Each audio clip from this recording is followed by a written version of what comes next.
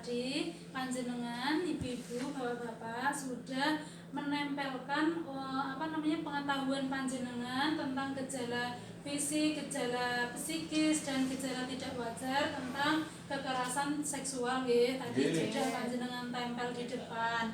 Nah, sekarang kita saatnya untuk menyimpulkan Bapak Ibu, menyimpulkan tanda-tanda gejala yang tidak wajar itu seperti apa, gejala fisik itu seperti apa, dan gejala psikis seperti apa. Ngoten nggih? Untuk yang pertama monggo kita sami pirsani nggih. Di sini ada Frikat 9 nggih menika tanda-tanda terjadi kekerasan seksual secara tidak wajar. Ini tentu saja sudah seperti yang jawaban jenengan. Jadi KPM PKH di sini memang sangat luar biasa. Yang pertama, tepuk tangan untuk kita semua. Jadi gejala-gejala yang tidak wajar, mungkin putranipun Bapak Ibu di rumah, yang mungkin kalau di tempat kita lingkungannya sudah baik, agamanya bagus, kemudian lingkungan sosialnya juga sudah bagus, tetapi itu semua tidak menutup kemungkinan ya Bapak Ibu. Makanya kita harus belajar hal ini. Jadi ketika kedua bahu terangkat sehingga menutupi leher, gerakan refleks seseorang untuk melindungi tubuhnya. Jadi mungkin seperti ini gitu ya. Kemudian kepala tertunduk ke dalam. Ketika putrane jenengan itu sudah menunduk, itu panjenengan nunduknya secara berlebihan loh Pak. Orang sambil lewat nunduk kayak ya, seperti salah satunya seperti di gambar ini ngaten nggih. Kemudian tubuh menekuk, mata berkedip-kedip, wajah pucat pasi. Itu berarti salah satunya itu sudah menunjukkan gejala yang tidak wajar. Seperti itu. Kemudian selanjutnya saja nggih.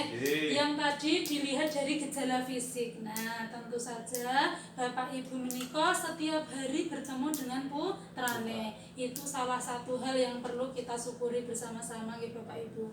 Meskipun panjenengan saat ini menjadi KPM PKH, tetapi setidaknya setiap hari pun panjenengan bertemu dengan putra-putrane, ya toh. Jadi bisa memastikan keadaan si anak. Begitu nggih. Jadi ketika memakai celana dalam, nun sewu nggih Bapak Ibu, kemudian saat BAB buang air besar itu malah loro mak, apa loro Pak. Nah, itu panjenengan perlu mengecek sebabnya sakit itu karena apa, seperti itu. Seperti itu. Tetapi cedera pada buah dada, kemudian bokong, alat kelamin atau dubur, itu panjenengan juga harus mencari tahu, harus waspada.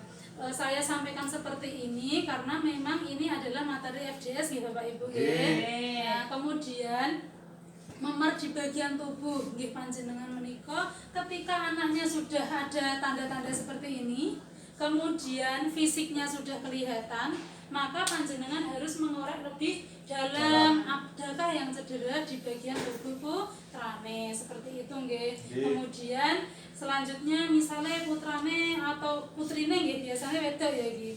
Nah, wedok ini misalnya lain laku wis beda ngono, ngekeh atau ngangkang-ngangkang niku nggih jenengan harus cari tahu. Ngopo to Nok kok kowe kaya ngene, aja-aja mau kepleset. Gitu loh, seperti itu nggih. Nah, kemudian panjenengan juga harus mengecek celana dalamnya. Mungkin regetan ngono kan lho Bu, Pak. Dicek kok aja-aja wis men iki tekne mau dan sebagainya. Itu memang harus kita teliti, harus kita waspadai, ngoten nggih. Kemudian tanda-tanda psikisnya itu mungkin si anak biasanya kok priang, selalu happy, tiba-tiba jadi pendiam, tiba-tiba jadi murung gelisah. Kemudian keluhan-keluhan fisik itu ya misalnya kok sering nyebut aku ki kok mumet ya Mak, lara wetengku, aku ki ora enak, seperti itu juga merupakan tanda-tanda. Kemudian selanjutnya sulit tidur dan mimpi buruk. Nah, Bapak Ibu nek putrane sare niku lajeng tilem niku kepripun? Dadak ngungak sik, ngelus-elus sik ndongengke apa turu dhewe-dhewe? Bareng biasanya Bu. Berarti bukunya masih bareng. Oh iya, kalau yang SMP ini SMA Maksudnya benake selimut. Nggih, tetep. Soalnya pun perawan nggih. Nah, nggih, kene jenengan Pak nek sing SMP ndedet diceritake sih apa pokur karepmu, turu karepmu ora karepmu ngono.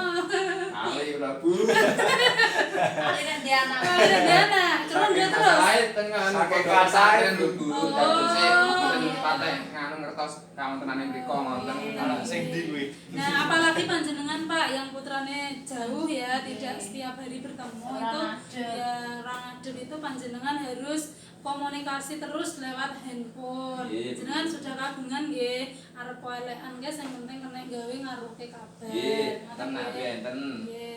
Kemudian sulit berkonsentrasi. Nah, misalnya panjenengan itu ada laporan dari sekolah, kok putrane iki ra iso nggarap tugas, kok putrane ngene-ngene, itu panjenengan harus memastikan juga apa penyebabnya seperti itu. Kemudian perilaku kemunduran, maksudnya kemunduran itu no wes gede kok isek ngisep jempol, no wes gede kok ngompol. Nah, hal-hal seperti itu juga perlu diperhatikan. Begitu nggih Bapak Ibu nggih. Nah, sampai di sini panjenengan jelas tidak antara perilaku tidak wajar, psikis dan psikis itu seperti apa? Jelas. Sedih-sedih ya.